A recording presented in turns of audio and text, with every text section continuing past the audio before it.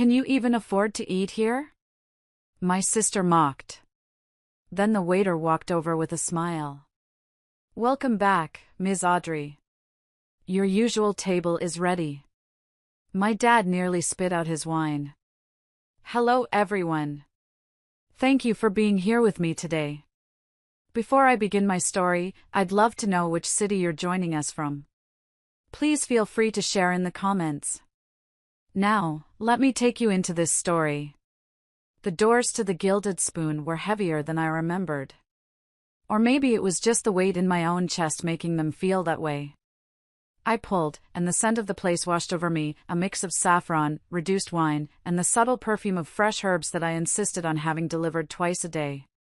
Usually, that aroma centered me. It was the smell of my hard work, my dream made real. But tonight, it only twisted the knot in my stomach tighter. I had chosen my outfit with the care of a soldier polishing their armor for battle. A simple black dress, understated and elegant. A single strand of pearls that had belonged to my grandmother, the one person in my family who I think would have actually understood me. My hair was pulled back in a sleek bun. I knew my family would misread it all. They wouldn't see elegance, they'd see a woman trying too hard with limited means.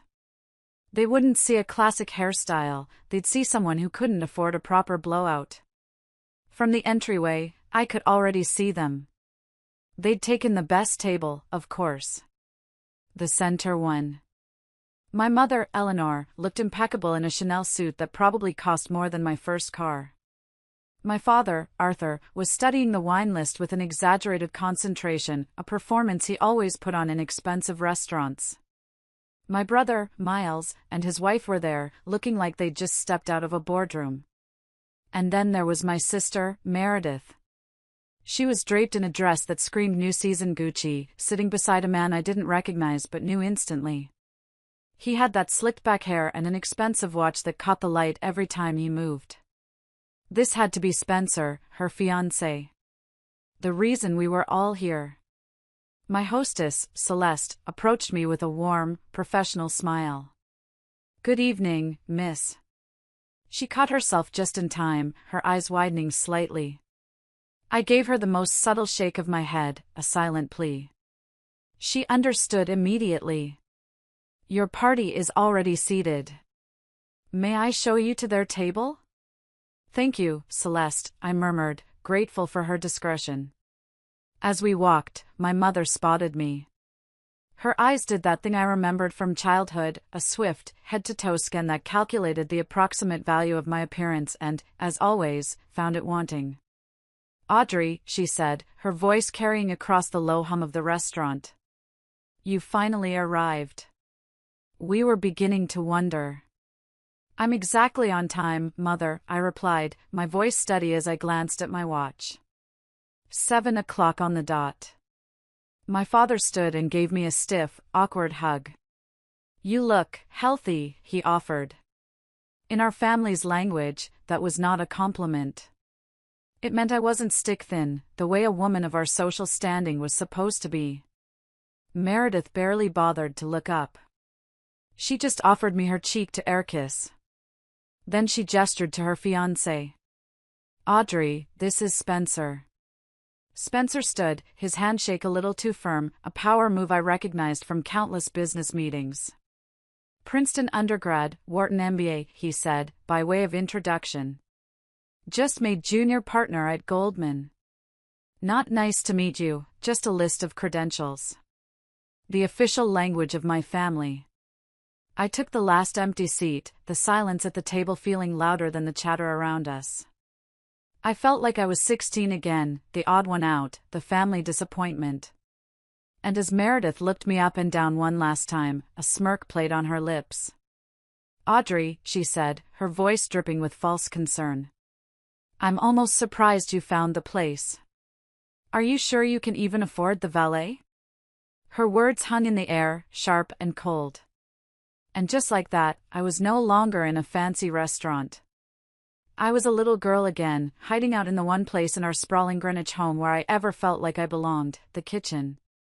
Growing up in Montgomery meant something very specific. We weren't just wealthy, we were a legacy. My parents built their entire identity around status. The right address, the right schools, the right friends. Our home was less a home and more a stage for fundraisers and garden parties, where my mother would parade us children around like accessories. I remember her talking to her friends, a glass of Chardonnay in her hand. "Meredith is already set on Yale Law," she'd boast. "And Miles shows such promise in mathematics.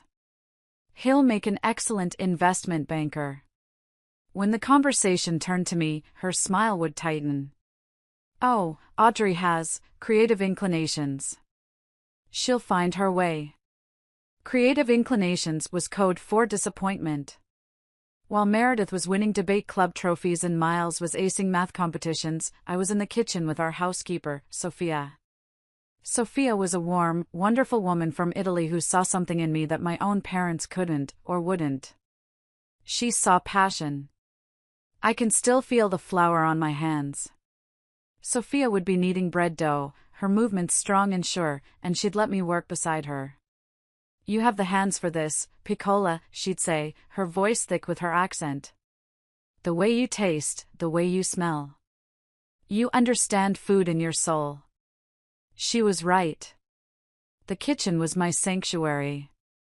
By 13, I was creating my own recipes. By 16, whenever my parents traveled, I'd host secret dinner parties for my friends. It was the only place I felt authentically myself, where my worth wasn't measured by a report card or a social club membership, but by the flavor of a sauce or the flakiness of a pastry. The inevitable clash came during my junior year of high school. I sat my parents down in my father's study, the room smelling of old books and his expensive whiskey.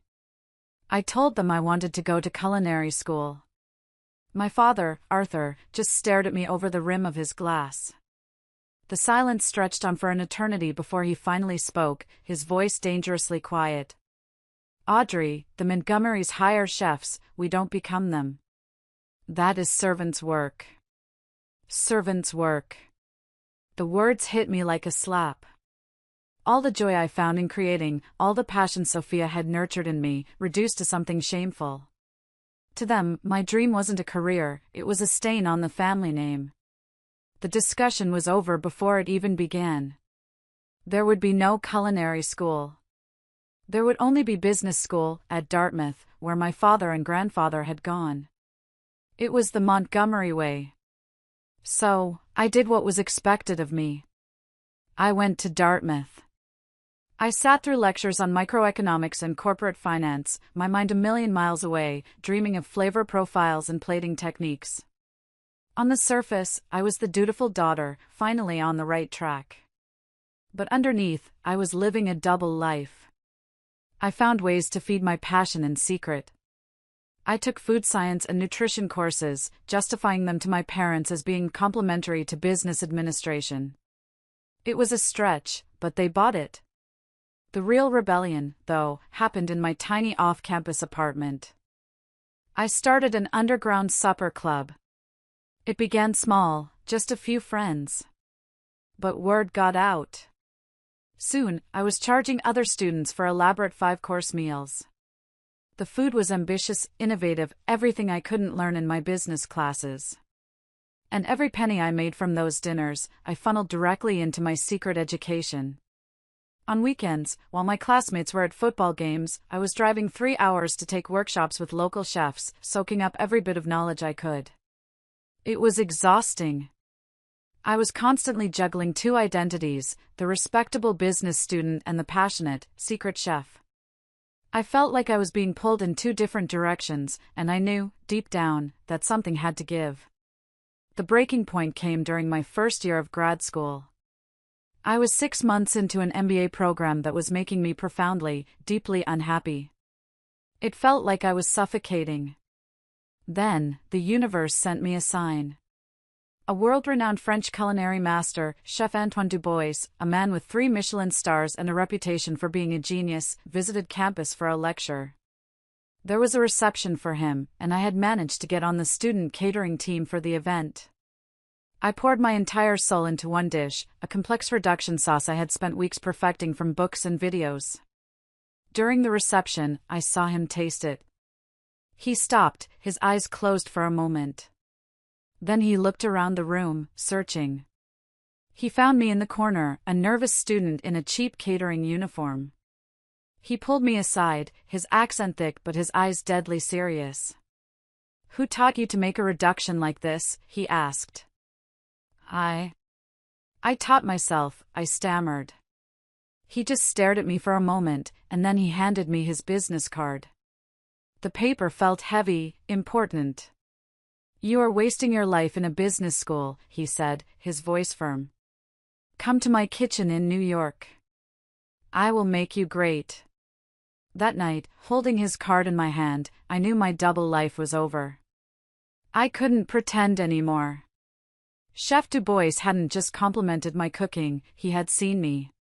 He had validated the part of myself that my own family had tried so hard to erase. I had a choice to make: the safe, respectable path my family had paved for me, or the terrifying, uncertain path that felt like my own. 2 weeks later, I was standing in my parents' immaculate living room. The air was thick with unspoken tension. I had driven all the way home from school, my heart pounding the entire way. Chef Du Bois's business card felt like it was burning a hole in my pocket. My parents and Meredith were all there. They thought it was just a normal weekend visit. I took a deep breath, the scent of my mother's potpourri filling my lungs, and I said the words that would change everything. "I'm dropping out of my MBA program." The silence that followed was deafening. It was heavier and colder than any winter night in New Hampshire. My mother's hand went to her pearls, a gesture she always made when she was socially destabilized. Meredith, who was home from law school for the weekend, actually let out a small, disbelieving laugh. My father was the first to speak. He set his whiskey glass down on the coaster with a deliberate, chilling calm. "This is absolutely unacceptable," he said, his voice low. "We have invested everything in your education," my mother added, her voice hardening. "Your college fund alone." "Everything except respect for what I actually want," I shot back, surprising myself with my own fire. That's when Meredith chimed in, her voice dripping with the condescending tone she'd perfected over a lifetime. Always the dramatic one. "Let's see how you enjoy cooking for minimum wage, little sister. I'm sure you'll come crawling back once you realize what the real world is like." But it was my mother's final words that cut the deepest. She looked at me, her face a mask of disappointment. "If you walk out that door to pursue this hobby," she said, the word hobby laced with contempt, "you do it without a cent of our money. You do it without our support, financial or otherwise. You will be on your own." I looked around the room at my family. My father, rigid with anger. My mother, cold with disapproval. My sister, smug with superiority. And my brother, Miles, just looked embarrassed for me. In that moment, I realized they weren't just rejecting my career choice. They were rejecting me. The real me. There was nothing left to say. I turned and walked out of that room, out of that house, and out of the life they had planned for me. I left that night with nothing but my personal savings, which wasn't much, and a single suitcase. As I drove away, watching the perfectly manicured lawns of Greenwich disappear in my rearview mirror, I was terrified. But for the first time in my life, I felt free. Back at the dinner table at the Gilded Spoon, Meredith's mocking voice brought me back to the present. "Still in that cooking phase, are we?" she sighed dramatically. I took a small sip of my champagne, the bubbles fizzing on my tongue, and I thought about the 5 years she was so dismissively writing off. Those years were harder than anything my family could ever imagine. I moved to New York City with just a few $1,000s to my name. I found a tiny room in a cramped apartment in Queens with 3 roommates. For the first year, I worked 3 jobs. I was a prep cook at a bistro from 5 a.m. to noon, chopping onions until my eyes burned and my hands were raw. Then I'd run to my second job as a line cook at a midtown restaurant, working the dinner rush from 1 p.m. to 10 p.m. in a brutally hot kitchen.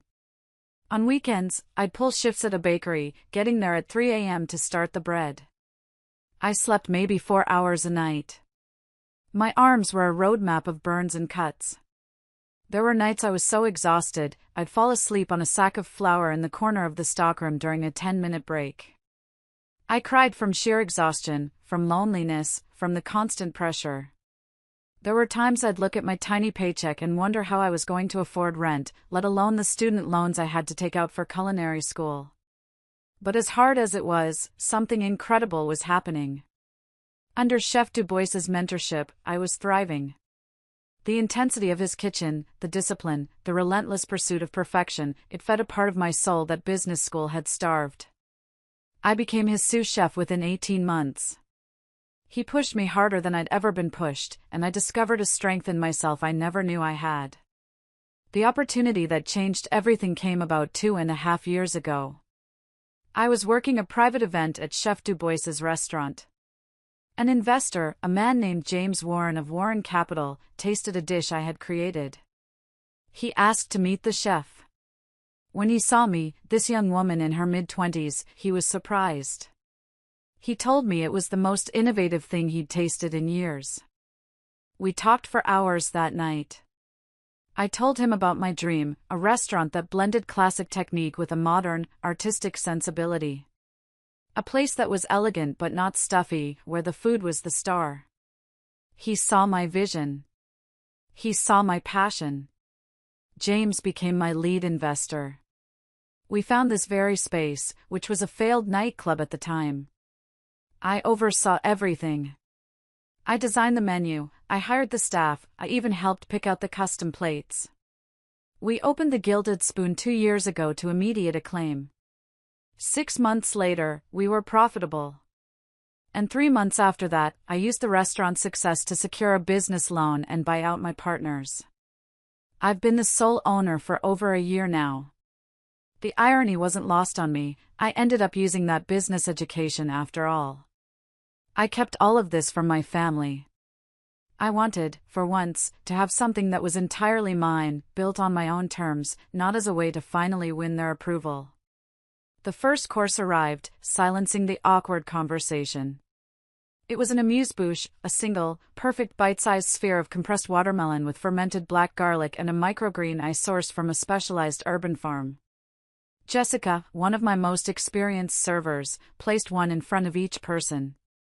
"Compliments of the kitchen," she announced, her eyes meeting mine for just a second, a flash of loyalty in her professional gaze. "Is this all?" Meredith asked, poking at the single bite with her fork, her face a mask of disappointment. "I'm famished."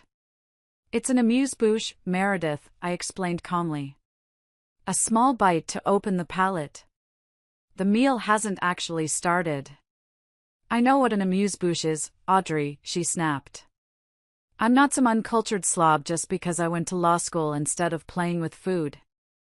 I watched as they each tasted my creation. My mother took the smallest possible nibble, ever conscious of her figure. My father popped the whole thing in his mouth without a second thought. Miles and his wife at least seemed to savor it. Spencer, the fiancé, made a big show of analyzing the flavors like a wine connoisseur, using terms that made absolutely no culinary sense. "Ah, yes, a very pungent mouthfeel," he declared, nodding sagely. Only Meredith left hers untouched. "I don't do raw garlic," she announced loudly. The black garlic was anything but raw. It had been fermented for 60 days in a temperature-controlled environment, a process I had spent 3 years perfecting. But I just bit my tongue. As our next course arrived, a delicate composition of heirloom tomatoes and house-made ricotta, Spencer swirled his wine. "Decent wine list here," he announced to the table. "Not exceptional, but passable." I had to hide my smile. My sommelier, Jose, who was passing by, shot me a quick glance. I gave him a subtle, reassuring nod. I had poached Jose from a 3-star Michelin restaurant in Paris. He had turned down offers from all over the world to work with me, to build my wine program. And Spencer, the junior partner at Goldman, had just declared his life's work passable. My mother pushed the artfully arranged tomatoes around her plate. "The portion sizes here are ridiculous," she commented. "All this expense for 3 bites.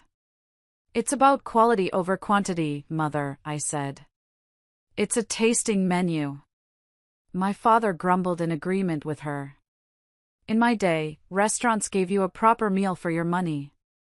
This haute cuisine nonsense is just a way to charge more for less food. I sat there, listening to them critique my food, my wine list, my portion sizes, all while being completely oblivious.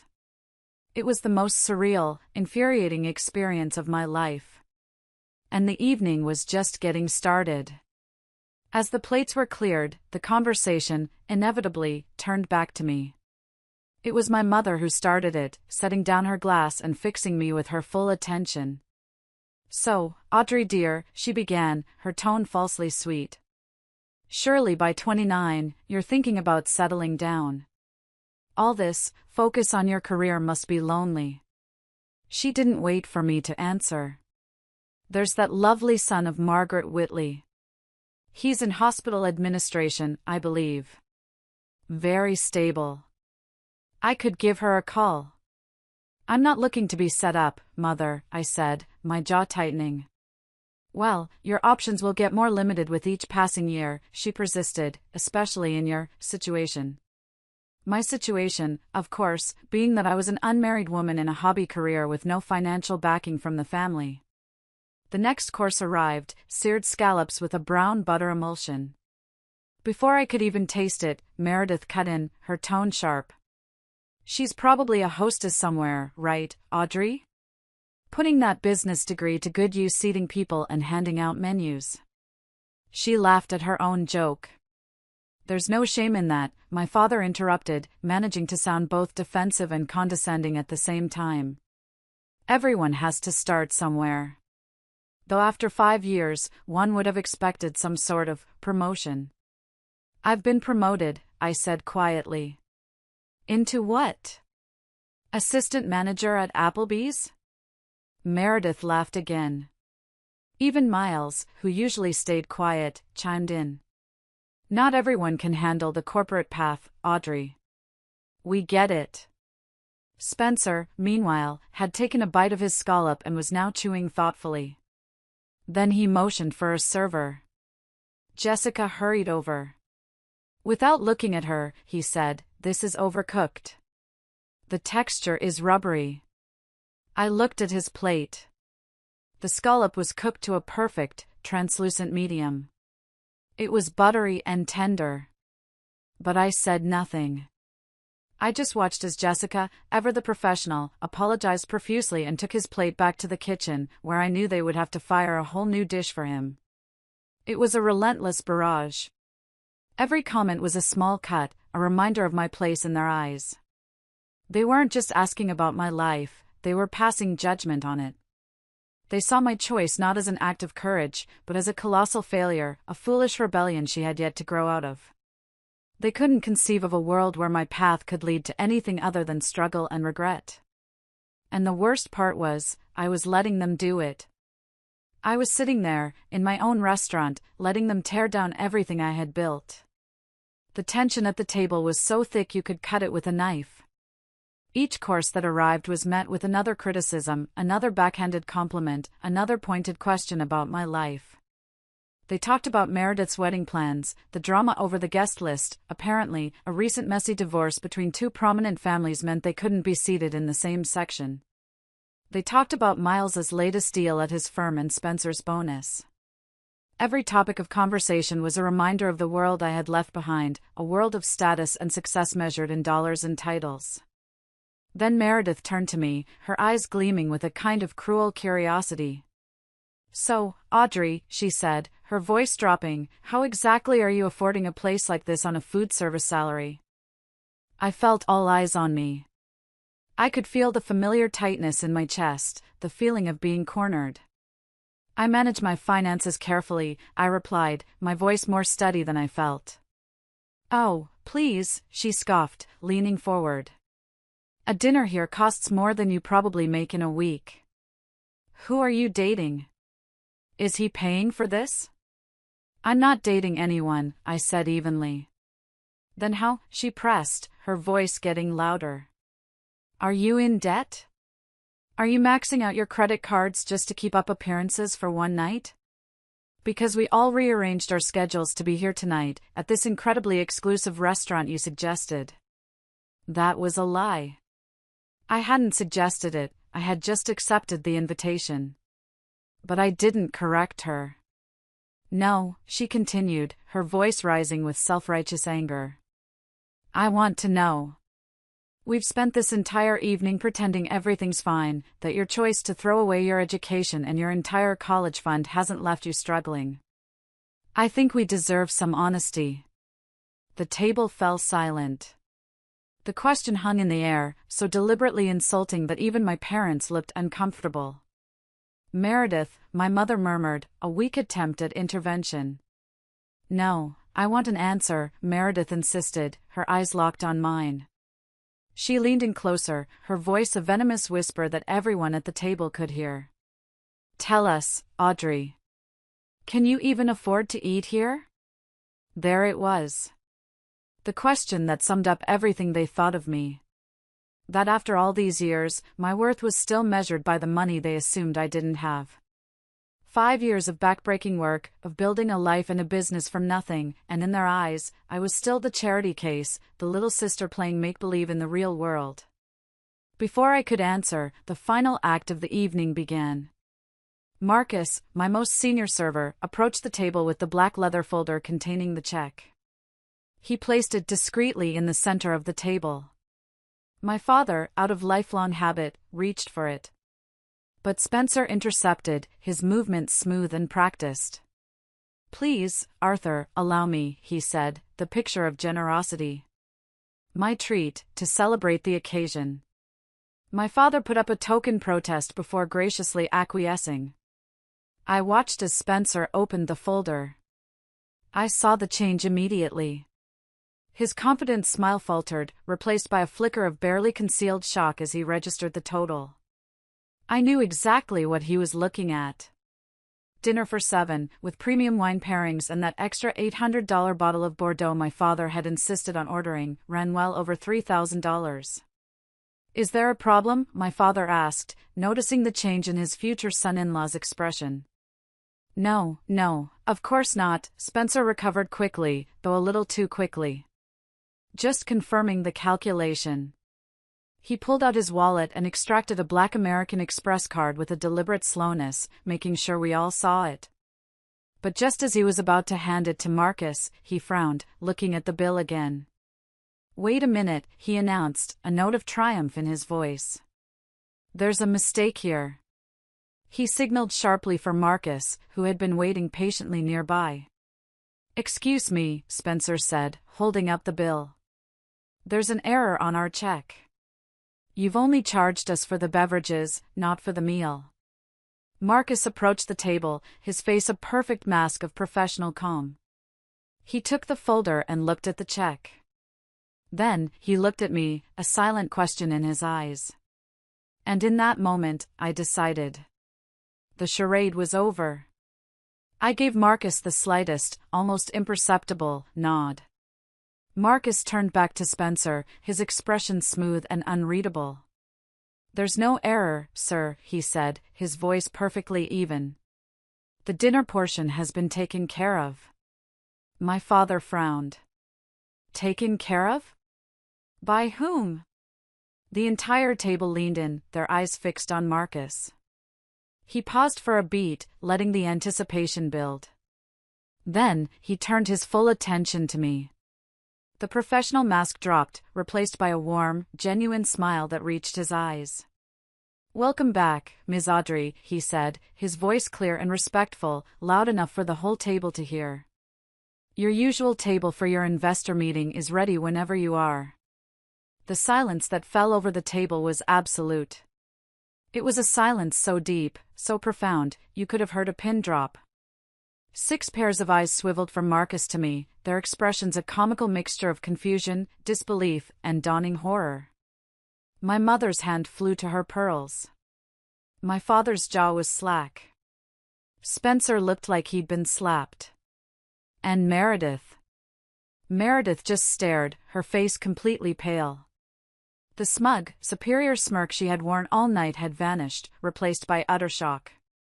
The world had just tilted on its axis, and they were all struggling to find their footing. If you're still listening, could you do me a huge favor and like this video and comment with the number 1 down below? That way, I'll know you gave me a like, and it tells me you're right here with me on this journey. Your support is a massive encouragement for me, it really keeps me going. Please, comment with the number 1, and then let me tell you what happened next. I let the silence hang in the air for a moment longer, savoring it. For the first time all night, I was in control. I looked at Marcus, my calm anchor in the middle of this storm. "Thank you, Marcus," I said, my voice steady despite the adrenaline coursing through me. "Please just close out Mr. Harrington's beverage tab. The rest is on the house, as usual." "Very good, Ms. Audrey," he replied, taking the folder from Spencer's now limp hand. "Chef Miranda also wanted to get your opinion on the new spring menu items when you have a moment." "I'll stop by the kitchen before my meeting," I assured him. As Marcus walked away, I finally turned my gaze back to my family. What is happening?" my mother finally managed to stammer. I took a deep breath. "Welcome to the Gilded Spoon," I said simply. "My restaurant." "Your restaurant?" my father repeated, the words sounding foreign in his mouth. "You work here?" "No, Father," I clarified, a strange calm settling over me. "I own it. I'm the executive chef and sole proprietor." "That's impossible," Meredith blurted out, finding her voice. "This is one of the most exclusive restaurants in the city. It was featured in Food and Wine." "Yes, last month," I agreed. "Bon appetit before that. And the New York Times gave us 4 stars last year." Spencer was just staring at me. "But, you said you worked in food service." "You were so vague." "Because I wanted to see," I said, looking each of them in the eye. "I wanted to see how you would all treat me if you thought I was a struggling failure. And tonight, you made that abundantly clear." My mother's face crumpled slightly. "Darling, why wouldn't you tell us? This is an incredible achievement. We would have been so proud." I couldn't help the sharp, bitter laugh that escaped me. "Would you? Would you have been proud? Or are you just proud now that it comes with a 4-star review and a long wait list? You couldn't respect my passion on its own. It only has value to you now that it comes with success you can brag about at your country club." Just then, as if on cue, my chef de cuisine, Miranda, approached the table in her crisp chef's whites. "Sorry to interrupt, Audrey," she said, "but your publisher called about the cookbook cover design, and that journalist from the Times is confirming your interview for next week's feature." "Thank you, Miranda," I nodded. "Tell them I'll be there shortly." As she walked away, I saw the dawning realization on their faces. "Cookbook?" Meredith echoed, her voice barely a whisper. "Coming out this fall," I confirmed. My father, the businessman, was the first to recover, his mind clearly crunching numbers. A restaurant of this caliber, the initial investment must have been millions. 3.4 million, I confirmed. And I've been the sole owner for over a year. The puzzle pieces were finally clicking into place for them, forming a picture they never could have imagined. A picture of a daughter they had written off, who had somehow, without them, built an empire. The rest of the evening felt like a dream. My family, who had spent hours looking down on me, were now looking at me with a bewildering mix of awe and embarrassment. My father, in a transparent attempt to reclaim some credit, said, "You've clearly inherited my business sense." I shut that down immediately. "I built this myself," I said firmly. "Without your connections, your money, or your support." Spencer, ever the opportunist, suddenly perked up. "A cookbook deal, significant revenue. Audrey, have you considered expansion? A restaurant group? I have contacts in hospitality investment who might be very interested." The audacity was breathtaking. He had gone from insulting my food to trying to get a piece of my business in the span of 10 minutes. I'm doing just fine with my current advisors, Spencer, but thank you, I said, my voice dripping with ice. It was my mother who tried to smooth things over, her socialite instincts kicking in. Darling, this is all so impressive. We should celebrate properly. Perhaps we could all have brunch this weekend at the club? I don't think so, I said, rising from my seat. I have a business to run. I looked at them, seeing them clearly for the first time in years. Not as the intimidating figures of my childhood, but as flawed people, trapped in their own narrow definition of success. Audrey, wait, Meredith said, stepping forward. Her usual sharp edge was gone, replaced by something I hadn't heard in years, vulnerability. The things I said tonight, they were unkind. I owe you an apology. They were honest, I replied. That's the silver lining. I finally got to see exactly how you all view me when you think I have nothing. My father finally spoke, his voice heavy. You're right. We should have supported your passion regardless of the outcome. We were wrong. Coming from him, that admission was monumental. Where do we go from here? My mother asked, genuine uncertainty in her voice. I took a deep breath. I don't know yet, I answered honestly. But if we're going to have any kind of relationship, it has to be on different terms. I am not the family failure seeking your approval. I am a successful chef and a business owner, and I expect to be treated with the same respect you'd give any other professional. I looked at Bradley. And that means no attempts to network through my restaurant. He had the grace to look embarrassed. Then I looked at my sister. Despite everything, she was still my sister.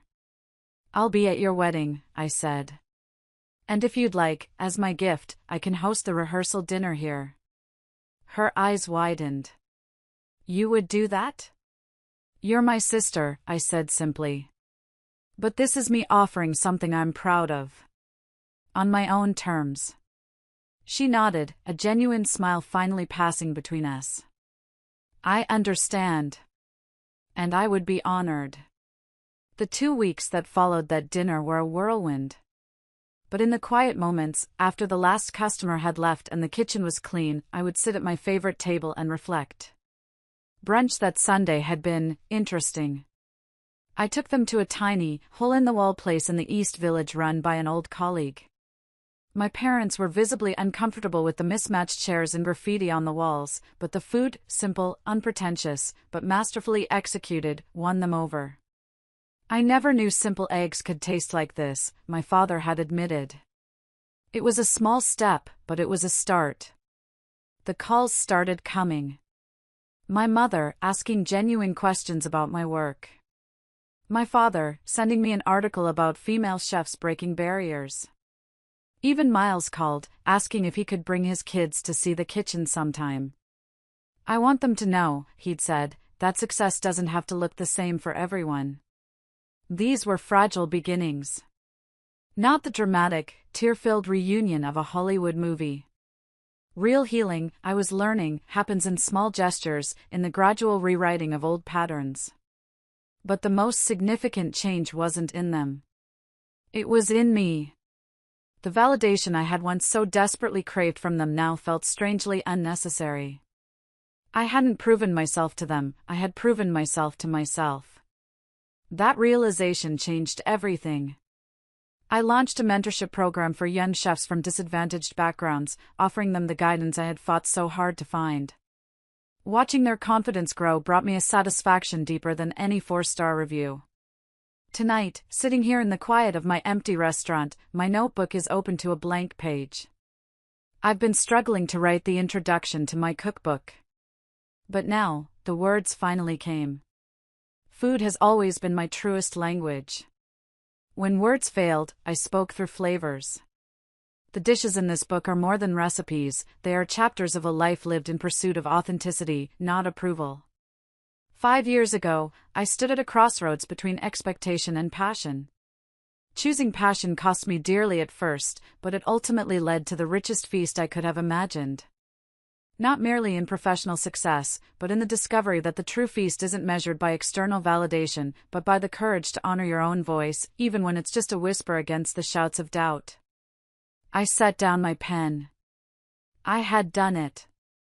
I had built this life, this success, this happiness, not because I needed to prove my worth to them, but because I couldn't imagine living any other way. In choosing my own path, I had found something more valuable than their approval. I had found myself. Thank you so much for listening to my story. It means the world to me to be able to share it with all of you. Have you ever had to choose between what others expected of you and what your own heart was telling you to do? I would love to hear your stories in the comments below. Please don't forget to like this video if it resonated with you, and subscribe for more stories. Remember, the most important approval you will ever receive is your own. Thank you for being here. And so, Audrey's story becomes a powerful reminder that true success is not defined by the validation of others, but by the courage to honor our own passions and values. In a world that often measures worth by titles, wealth, or societal expectations, Audrey's journey teaches us that the most fulfilling path is the one where we stay true to ourselves, even when the odds seem insurmountable. Her resilience, determination, and unwavering belief in her vision illuminate the strength we all carry within us when we dare to pursue what truly sets our hearts on fire. This story also challenges us to reflect on how we perceive and support the dreams of those around us. It's a call to celebrate individuality, to nurture the unique talents of others, and to recognize that success comes in many forms, not just the ones we expect.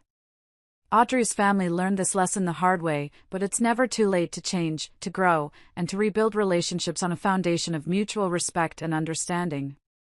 What about you?